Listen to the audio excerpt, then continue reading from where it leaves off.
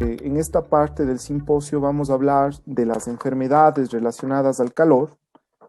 El calor es un contaminante higiénico que ocasiona mucha prevalencia de enfermedades en el mundo. Sin embargo, en países como Latinoamérica todavía es un contaminante invisible o tal vez muy poco abordado. Para esta charla tenemos la suerte de contar con la doctora Jimena Garzón, PhD experta en calor. Entonces, las enfermedades relacionadas con el calor son la especialidad de Jimena, por lo tanto, Jimena, qué gusto tenerte acá con nosotros compartiendo tus anécdotas y tu investigación. Bienvenida, el panel es tuyo. Muchísimas gracias, Juan Pablo. Muchísimas gracias, Juan Pablo. Gracias por la invitación. Como siempre, para mí es un gusto poder compartir con ustedes los conocimientos que se han adquirido a través del tiempo. Justamente como dijo Juan Pablo, hoy día vamos a hablar un poco acerca de lo que es el estrés por calor ocupacional. Y me voy a permitir compartir mi pantalla.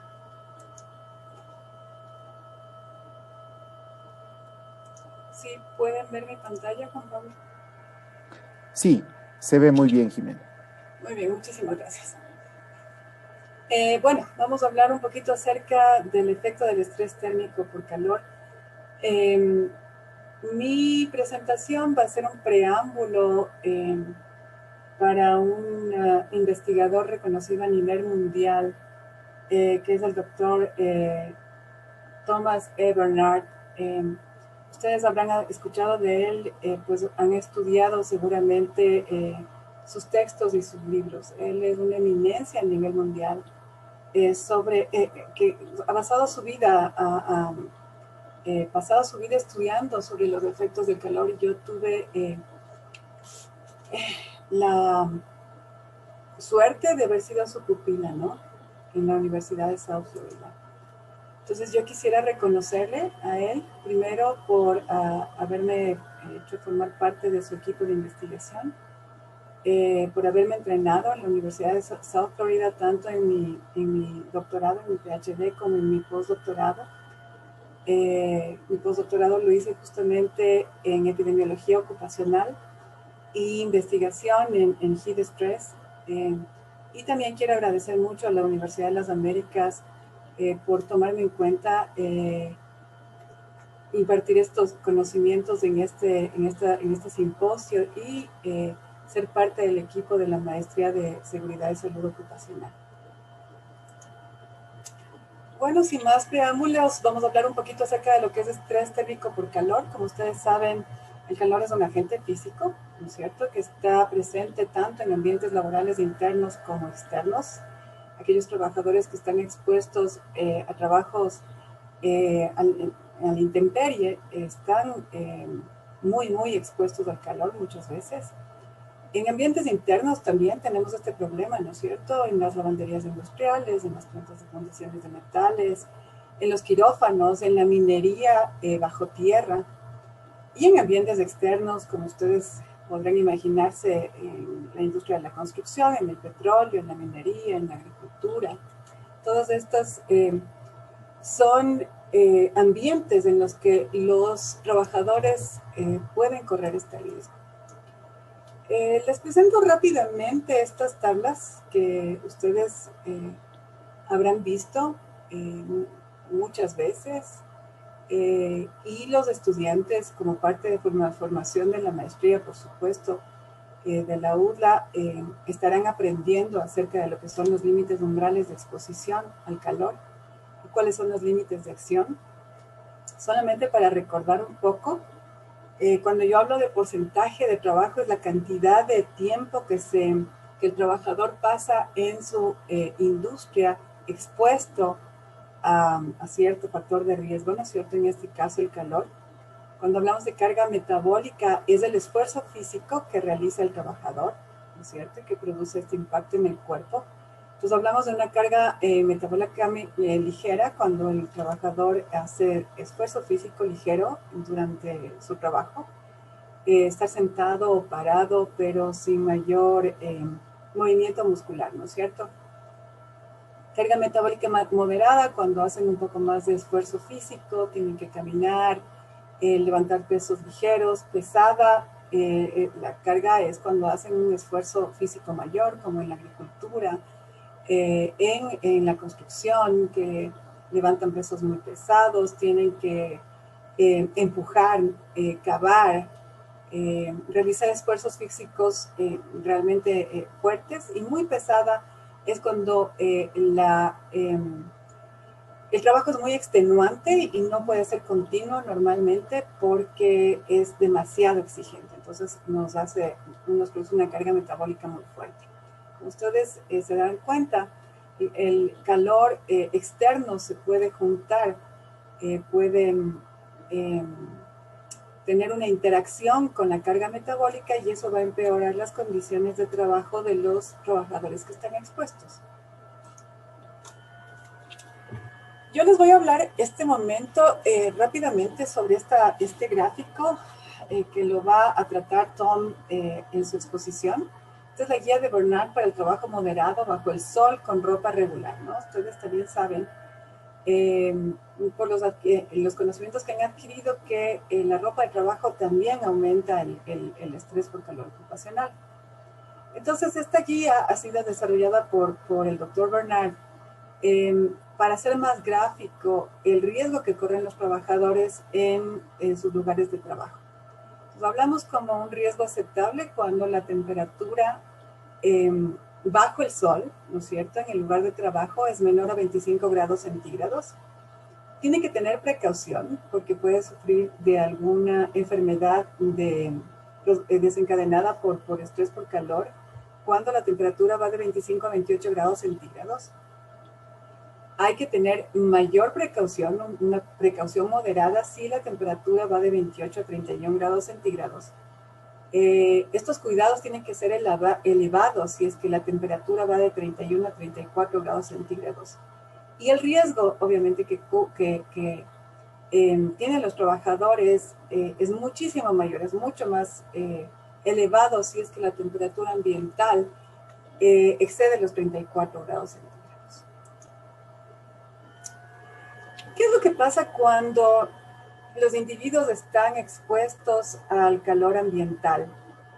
Y además de eso, tienen una carga metabólica que puede interactuar, como les dije antes, con el calor del ambiente, ¿no? Del ambiente de trabajo. Pueden presentar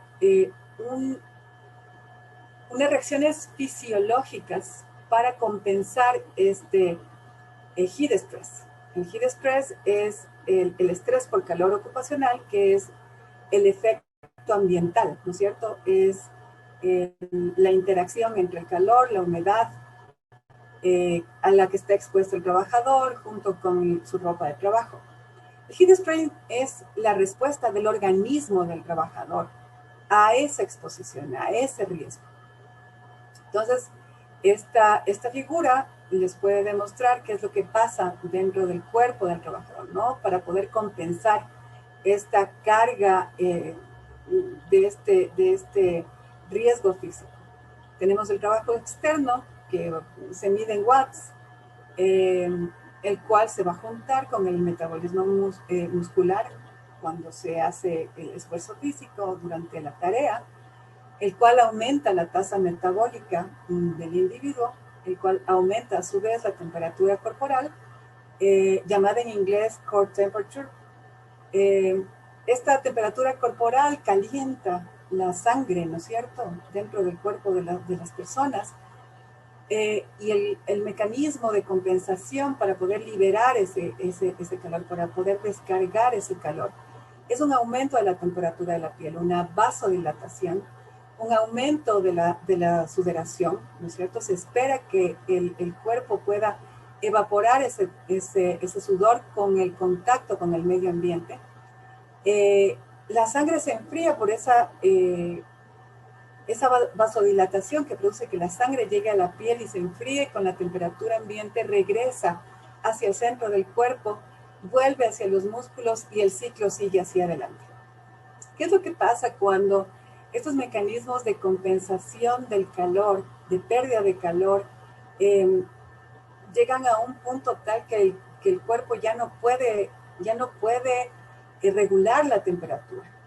Ya sea porque está utilizando la persona un traje de trabajo, una ropa que impide que exista una evaporación adecuada del calor. O ya bien porque el calor es tan intenso, la humedad es tan intensa, que simplemente se recubre la piel y evita que exista este intercambio de temperatura con el medio ambiente, ¿no es cierto? Que el medio ambiente que puede, por ejemplo, tener alguna corriente de aire fría ya no funciona, ya no es suficiente, porque es tanto el calor interno que tiene la persona que no es suficiente. Se descompensa esto y se pueden producir algunas enfermedades asociadas con el calor, ¿sí? Nosotros vamos a hablar después de un momento acerca de ellas, pero quiero compartirles justamente cuál es el mecanismo del heat strain. Voy a hablar nuevamente porque me parece que es un concepto bastante importante.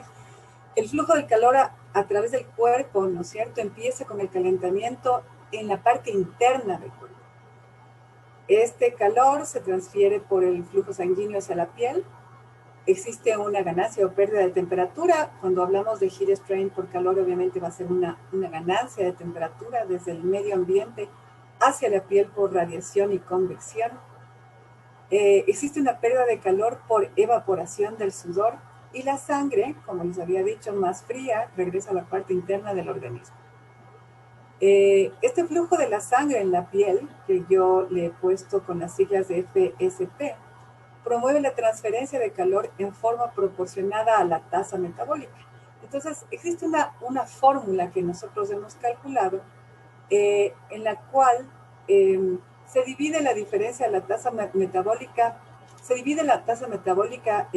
para la diferencia entre la temperatura interna, el core temperature, y la temperatura de la piel, ¿no? Entonces, ustedes pueden ver aquí en el centro de esta lámina la fórmula del cálculo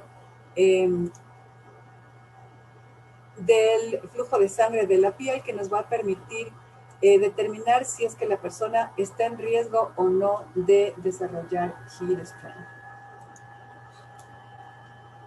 ¿Cuáles son los mecanismos de compensación fisiológica para poder disminuir la temperatura interna del cuerpo? Primero, como ustedes ya se pueden imaginar, es la sudoración, ¿no? Que no siempre es adecuada porque a veces está impedida por estas barreras físicas que pueden ser la ropa de trabajo, o porque ya llega a una tasa tan grande de sudoración que la piel se tapa. Simplemente se forma una película y evita que se siga produciendo evaporación de sudor. Entonces no es un mecanismo suficiente como para que el individuo compense esta ganancia de calor interna. Otro mecanismo de compensación fisiológica es la elevación de la frecuencia cardíaca. El flujo sanguíneo, como les expliqué, tiene que pasar a través del corazón para poder ser bombeada hacia la sangre y que pueda ser la sangre enfriada en la piel. Entonces, el corazón empieza a latir rápidamente para mandar la mayor cantidad de sangre posible hacia la piel para que pueda ser enfriada, ¿no es cierto? Y entonces, esta frecuencia cardíaca es inversamente proporcional a la diferencia entre la temperatura interna del cuerpo y la temperatura de la piel. Mientras más pequeña es la diferencia entre la temperatura interna del cuerpo y la temperatura de la piel, la frecuencia cardíaca va a ser mayor. Esto es lógico, ¿no? Porque el corazón va a latir más rápido para poder bombear la mayor cantidad de sangre posible hacia la piel para que sea enfriada. Cuando la temperatura de la sangre disminuye y la diferencia entre la temperatura interna del cuerpo y la de la piel aumenta, ¿no es cierto? simplemente la frecuencia cardíaca disminuye porque ya no es necesario este mecanismo de compensación.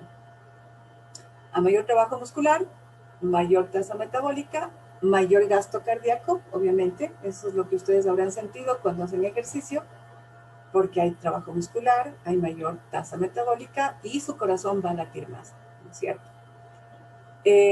La elevación de la frecuencia respiratoria es otro mecanismo de compensación fisiológica. Ustedes, aquellos que son médicos o fisiólogos, sabrán que uno de los tejidos más grandes del cuerpo, más amplios de nuestro cuerpo, es la superficie pulmonar, de los alvéolos pulmonares, y es ricamente irrigado. Entonces, el mecanismo de enfriamiento de la sangre es muy similar al de la piel. El calor llega a los alvéolos, entonces la persona empieza a respirar más rápidamente tratando de meter dentro de sus pulmones aire frío para que por este mecanismo se enfríe la sangre y vuelva la sangre fría al centro del cuerpo, ¿no es cierto? Al cerebro y a los mecanismos de compensación del calor. ¿Qué es lo que pasa? Muchas veces la capacidad de enfriamiento de la piel,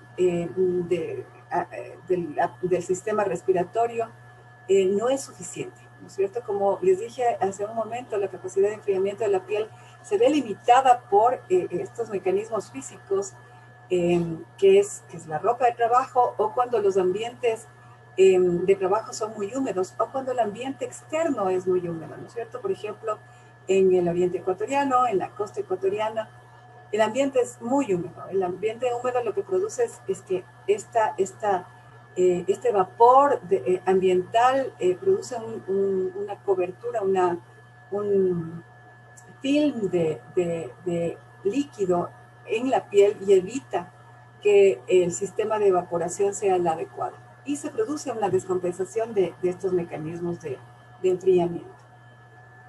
¿Qué es lo que pasa? Se desencadena un proceso dentro del organismo para poder compensar, obviamente, esta ganancia de calor interna en el cuerpo del trabajador o del deportista, ¿no es cierto? Aumenta la frecuencia cardíaca, como les conté hace un momento, aumenta la frecuencia respiratoria. Cuando estos mecanismos ya no pueden compensar esta ganancia de calor, aumenta la temperatura de la piel y aumenta la tasa de sudor hasta cuando se puede mantener este equilibrio de ganancia y pérdida de calor.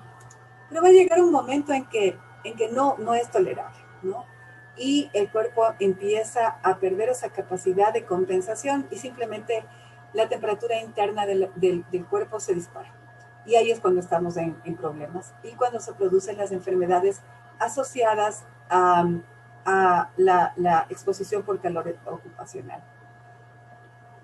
Una manera de evitar esta descompensación en los trabajadores o en los deportistas es que exista una aclimatación previa a la exposición. ¿Qué es la aclimatación? La aclimatación es la habilidad del cuerpo humano para incrementar su tolerancia a las exposiciones de estrés por calor, a las exposiciones de giroestrés. ¿Y esto cómo se alcanza? El individuo debe ser sometido gradualmente durante algunos días a dosis de calor para que después de este periodo de tiempo pueda tolerar el trabajo al que va a ser sometido, ¿no? El trabajo en las condiciones de calor al que va a ser sometido. ¿Qué es lo que ganamos con esta aclimatación? Permite al individuo que ya ha sido aclimatizado y expuesto a cargas de trabajo y elevaciones de gasto metabólico, a que sude más, a que pueda descargar mediante el sudor, el aumento de este mecanismo de compensación, para que pueda incrementar su capacidad de enfriamiento. Un concepto que yo también quiero compartirles son los llamados índices fisiológicos, porque más adelante vamos a hablar acerca de cómo se utilizan estos marcadores para poder determinar si es que el trabajador corre o no riesgo de presentar esta descompensación dentro del lugar de trabajo y necesita ayuda urgente. ¿Cuáles son estos índices fisiológicos? Son la frecuencia cardíaca, la frecuencia respiratoria y la temperatura interna del cuerpo.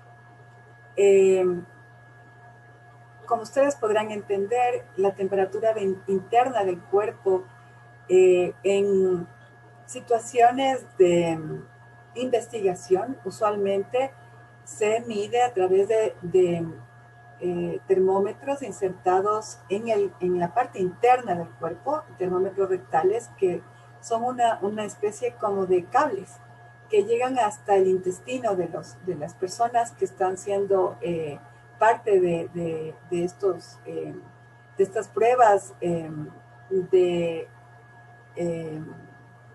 experimentos, ¿no? Ensayos clínicos controlados. Pero esto no se puede hacer en ambientes no controlados. Este tipo de mediciones no se puede hacer en los trabajadores, por obvias razones. Entonces, existen otras alternativas para determinar aproximadamente cuál puede ser la temperatura interna del cuerpo del trabajador. Se ha determinado que los índices fisiológicos, como la frecuencia cardíaca, la frecuencia respiratoria, y el core temperature o temperatura interna del cuerpo son menores en aquellas personas que han sido aclimatizadas antes de iniciar esta exposición laboral o esta exposición por deporte. Porque, como les expliqué hace un momento, estas personas aclimatizadas tienen un mejor mecanismo de compensación y sudan más y liberan de mejor manera el calor interno, ¿no? Pueden compensar mejor de esta manera el calor interno que han ido ganando con la exposición ambiental y por la generación, por la tasa metabólica que está aumentada por el trabajo. ¿Cómo nosotros podemos reconocer que existe heat stress por calor, ¿no es cierto?, en las personas? Existen factores de riesgo en el sitio de trabajo que nos van a alertar que las personas pueden estar en riesgo de presentar problemas asociados con heat stress. Aquellos ambientes de trabajo cálidos o muy húmedos, en donde existe una alta carga de trabajo físico con la consecuente carga metabólica elevada, un uso de ropa de trabajo y equipos de protección personal. Aquí yo les estoy presentando uno de nuestros participantes en los trials que hacíamos en el Heat Stress Lab, en el laboratorio de Heat Stress allá en la Universidad de South Florida. Nosotros hicimos estas pruebas utilizando trajes para protección contra el ébola. NIOSH nos encargó determinar la tolerancia, el tiempo de tolerancia en ciertos tipos de ambientes cálidos y húmedos, para saber qué tiempo pueden tolerar las personas, los trabajadores, el uso de este tipo de trajes que son completamente impermeables. Estaba lejos de nuestra imaginación, la verdad, que estos trajes iban a ser utilizados a nivel mundial pocos años después por el problema del COVID. Y bueno, nosotros hicimos varios experimentos dentro de cámaras calientes. Las cámaras calientes son una especie como de cuartos, imagínense ustedes los refrigeradores industriales, estos cuartos fríos grandes donde tienen los pedazos de carnes gigantes, ¿no es cierto?, guardados a nivel industrial, pero en lugar de que sean cámaras de refrigeración, nosotros trabajábamos con cámaras de calor. Estas cámaras de calor nosotros le podíamos graduar el calor que nosotros pensábamos que era necesario para ir primero climatizando a los individuos que íbamos a utilizar en nuestros experimentos, y luego ya en el experimento hacíamos diferentes pruebas con diferentes tipos de ropa de trabajo para determinar la tolerancia que ellos tenían, ¿no? Eran ensayos clínicos aleatorizados en los cuales nosotros teníamos varios tipos de indumentaria y combinaciones con botas de caucho, con mascarillas con filtros, con guantes, además íbamos haciendo diferentes combinaciones para ver cuál era la tolerancia de las personas a ambientes que nosotros íbamos graduando, y la humedad también íbamos graduando para determinar límites de exposición. Y claro, sí, producimos de hecho algunas investigaciones y algunos trabajos científicos determinando límites de tolerancia para estos trajes, del uso de estos trajes, ¿no? Que están a disposición de ustedes cuando ustedes lo quieran leer. ¿Cuál es la respuesta fisiológica del organismo como herramienta para determinar el heat stress en el lugar de trabajo? Primero, como les había dicho, la temperatura interna del cuerpo tiene que mantenerse en 36.5 grados centígrados. Eso es lo adecuado para evitar el heat stress. Nosotros vamos a ver los marcadores fisiológicos, la frecuencia cardíaca, la frecuencia respiratoria, para determinar si esa persona está en riesgo de que aumente su temperatura interna en el centro de su cuerpo y empiece a tener síntomas de golpes de calor o cualquier otro tipo de enfermedad asociada al calor. La temperatura rectal, que es la que más se asemeja, la que más se aproxima a la temperatura interna del cuerpo, es la más utilizada porque es muy parecida a la del centro del cuerpo. Y se la utiliza a nivel experimental para determinar agotamiento por calor, heat exhaustion, si ustedes han escuchado ese término. La OMS ha determinado que 38 grados centígrados es el valor límite recomendado para la temperatura interna del cuerpo para exposiciones diarias prolongadas, ¿sí? Los valores recomendados por NIOSH como niveles de exposición seguros para individuos expuestos a periodos extendidos de tiempo, o sea, para personas que trabajan constantemente en estas condiciones de calor o humedad. Son de 38 grados centígrados para personas no aclimatizadas. Estamos hablando, esta temperatura, como les digo, es la temperatura interna del cuerpo, no es la temperatura ambiental, es la temperatura interna del cuerpo, a la máxima temperatura que puede llegar la temperatura del cuerpo de las personas antes de presentar síntomas de enfermedades por calor ocupacional, por exposición al calor ocupacional. 38 grados centígrados para individuos no aclimatizados y 38 grados punto 5 para individuos que sí han sido aclimatizados. Como ustedes pueden ver, las personas que han tenido este periodo de aclimatación pueden tolerar exposiciones más altas, ¿no?, al calor, gracias a este mecanismo de aclimatación. Por eso es que es tan importante que los trabajadores sean sometidos a este entrenamiento antes de que sean expuestos. Creo que tengo aquí algo más para compartirles.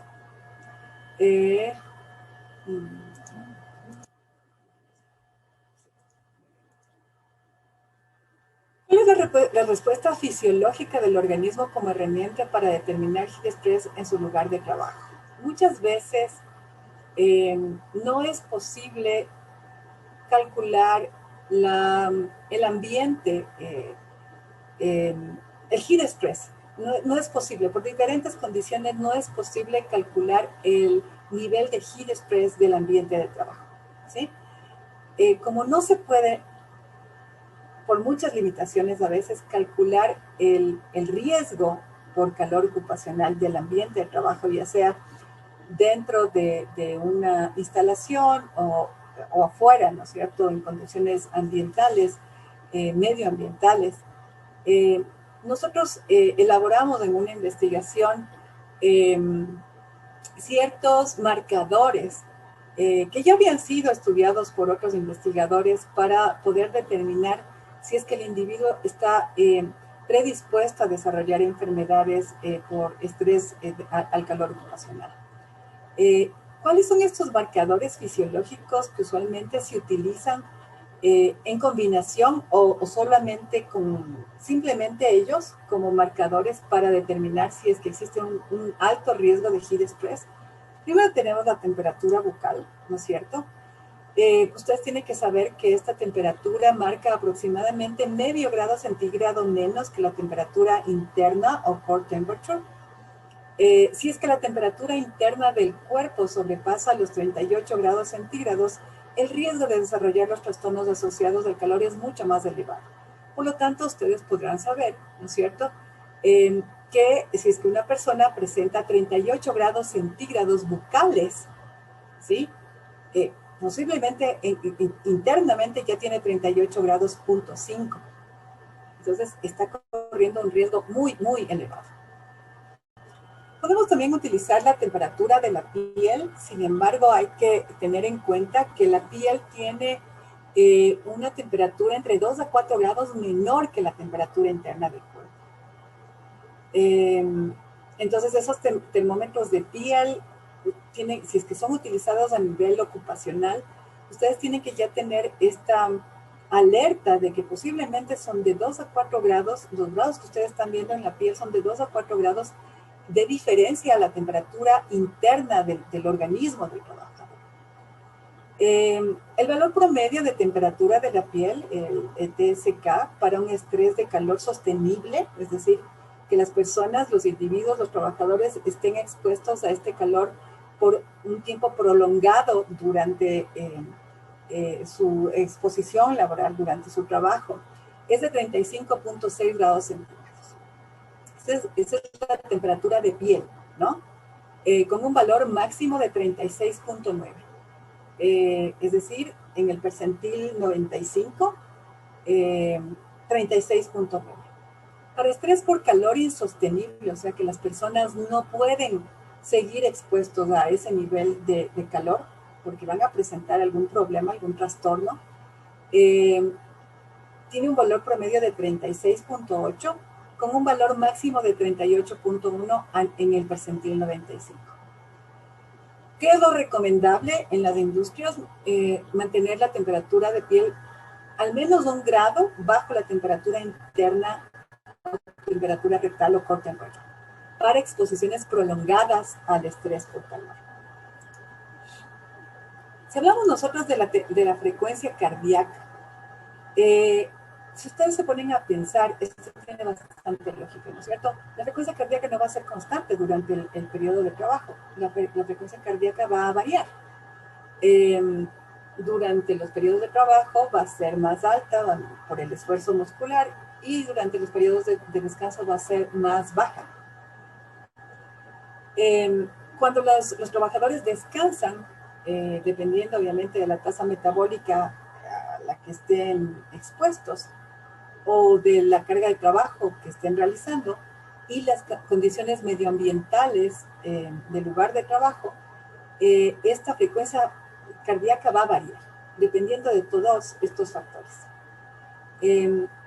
Existe una asociación lineal entre la frecuencia cardíaca y la temperatura ambiental, ¿no es cierto? Esto fue determinado desde hace muchísimos años por varios investigadores y se debe justamente a lo que yo les comentaba, que a temperaturas más elevadas el cuerpo tiene estos mecanismos de compensación.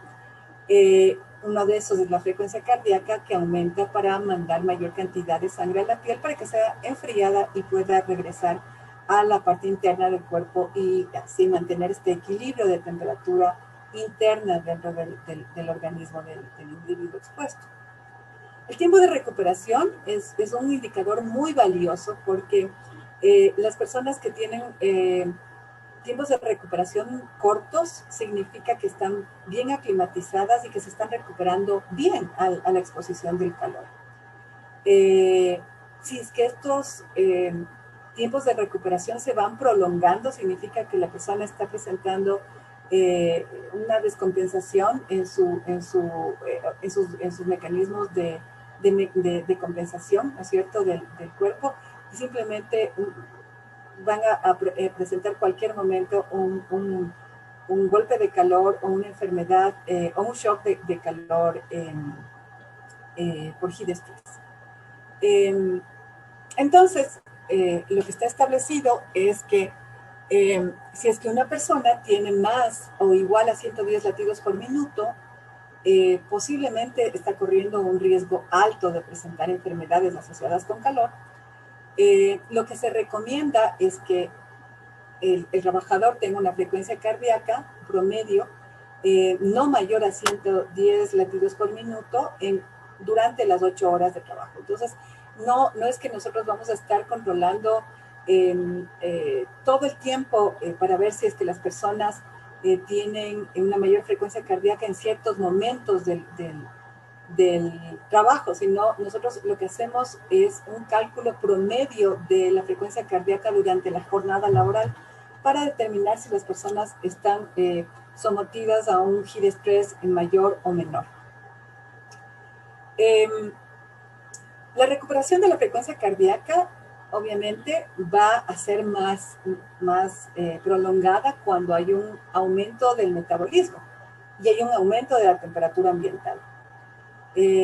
Para condiciones de estrés por calor sostenible, se ha determinado una frecuencia media de 108 latidos por minuto, con un valor máximo de 136 latidos por minuto, ¿no? Es decir, las personas que tienen ciertos periodos del trabajo en los cuales están sometidos a mayor gasto metabólico o mayor exposición por calor, pero no es continuo, sino son ciertos momentos durante su jornada laboral.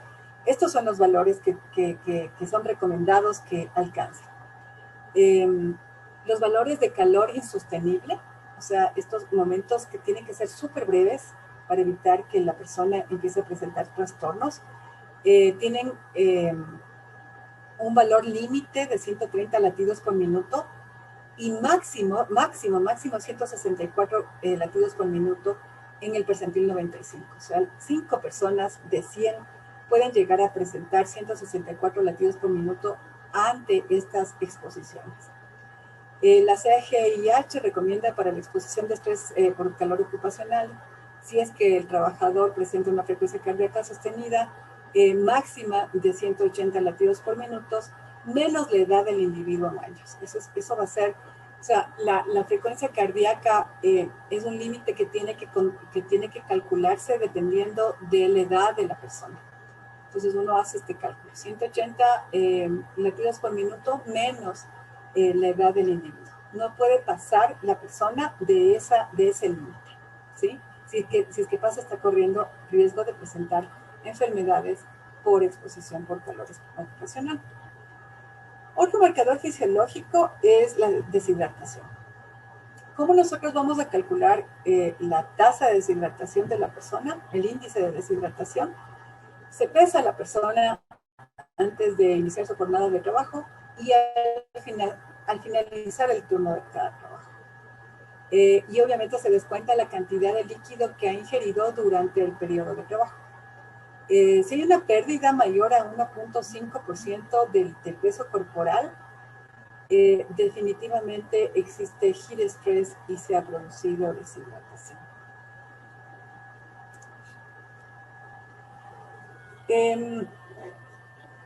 Moran et al. Sobre heat stress, crearon un índice fisiológico de tensión por calor, un índice fisiológico de heat strain llamado PSI. Este índice está basado en la temperatura rectal y en la frecuencia cardíaca.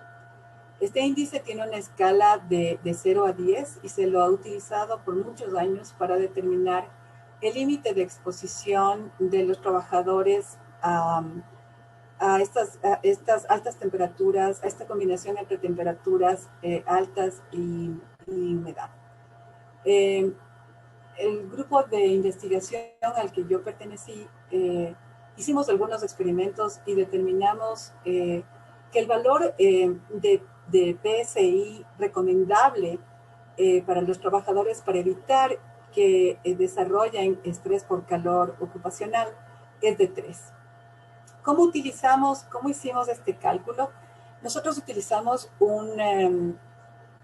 una herramienta bioestadística llamada curva AUC, y vimos los límites de exposición. Entonces, como ustedes saben, esta curva de AUC tiene, tiene dos características, ¿sí? Tiene sensibilidad y tiene especificidad. Nosotros calculamos el índice de exposición para que sea muy sensible, porque cuando existen exposiciones ocupacionales es preferible que los límites de exposición sean muy sensibles. Prefiero tener un montón de gente que me dé falsos positivos que están muy expuesta, ¿no es cierto? Y prefiero separarles a esas personas pese a que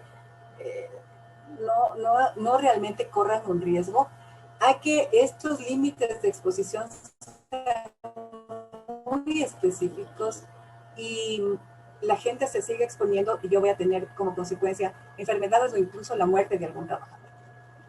Yo en esta exposición que le voy a compartir al equipo de la Maestría de Salud Ocupacional de la URLA, estoy insertando los links para que ustedes puedan tener acceso a estas investigaciones y puedan leer más acerca de esto.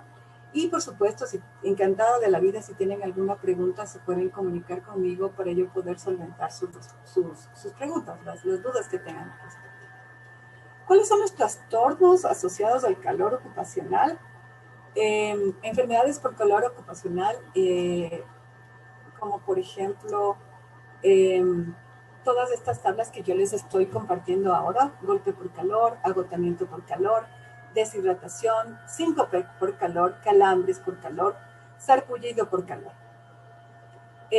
Ustedes van viendo que cada uno de estos tiene diferentes síntomas, tiene diferentes signos, cuáles son las causas, cuáles son los primeros auxilios y cómo tiene que hacerse la prevención. Yo le agradezco al doctor Bernard por habernos compartido. Esta es una tabla desarrollada por él y creo que va a ser muy valiosa para ustedes si es que la pueden leer, revisar y ponerla en práctica en sus lugares de trabajo. Los accidentes de trabajo también aumentan con la exposición del calor y no son solamente porque las personas están incómodas con el uso de sus equipos de trabajo y de sus y por la sudoración que se les puede resbalar las herramientas o qué sé yo. No, nosotros determinamos que existe una sobrecarga de calor dentro del cuerpo que afecta a nivel molecular posiblemente a los músculos de los trabajadores y que va produciendo un efecto acumulativo dentro del organismo de los trabajadores que dice a ciertas exposiciones ocupacionales y les predispone a presentar accidentes de trabajo. Entonces, la oportunidad del riesgo de presentar estos accidentes va aumentando con la exposición de los días anteriores. Y nosotros hicimos también una investigación al respecto, que les estoy compartiendo también aquí en este link. Bueno, ahora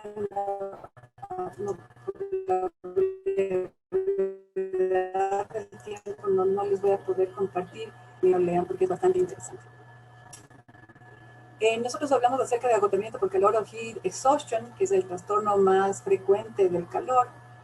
Usualmente no es reportado por los trabajadores porque las personas no están prevenidas de que van a presentar agotamiento por calor.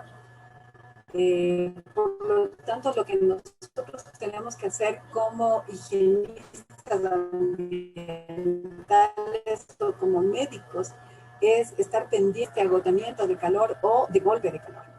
Al revisar como médicos la historia clínica ocupacional, nosotros vamos a poder determinar si es que la persona tiene antecedentes de desmayos, debilidad, se ha presentado náusea durante el trabajo, se presenta calambres musculares, dolor de cabeza, sarpullido, y muy probablemente va a tener un aumento de la densidad urinaria por esta deshidratación, ¿no es cierto? La revisión médica aconsejada para los trabajadores expuestos al calor durante el examen médico físico deben tener en cuenta los siguientes aspectos relacionados con tolerancia al calor. El equilibrio hidroelectrolítico, hay que ver cómo funciona el sistema gastrointestinal, endocrino y renal de las personas, de los trabajadores. Hay que ver el gasto cardíaco y su distribución en la piel y los músculos. También hay que ver cómo está funcionando la piel, cómo está la integridad de la piel para ver que la sudoración no está interrumpida por algún problema como cicatrices demasiado extensas, por ejemplo. Problemas del sistema nervioso central y periférico que pueden producir una alteración en la regulación térmica de las personas. Episodios previos de desórdenes asociados al calor también son importantes. Hay que ver los antecedentes patológicos personales, cardiovasculares, respiratorios, neurológicos, renales, todas las lesiones crónicas como anhidrosis que tengan las personas por problemas de la piel. Hay que ver si han tenido antes desórdenes asociados al calor.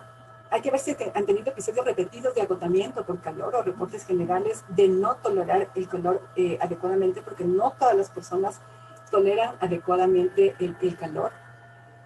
Consumo de medicamentos como psicotrópicos, anticolinérgicos y otros como antiespasmódicos, antihistamínicos, todos este conjunto de medicamentos van a disminuir la tolerancia al calor de los trabajadores. Por lo tanto, nosotros como médicos ocupacionales tenemos que estar muy pendientes de su utilización para evitar que la persona presente problemas como enfermedades o incluso accidentes laborales por calor ocupacional. Esta es una guía de respuestas para enfermedades por calor ocupacional producidas por golpe de calor que me pidió el doctor Bernard que les comparta, y él va a hablar más profundamente acerca de esto en su charla que va a ser inmediatamente luego de la mía.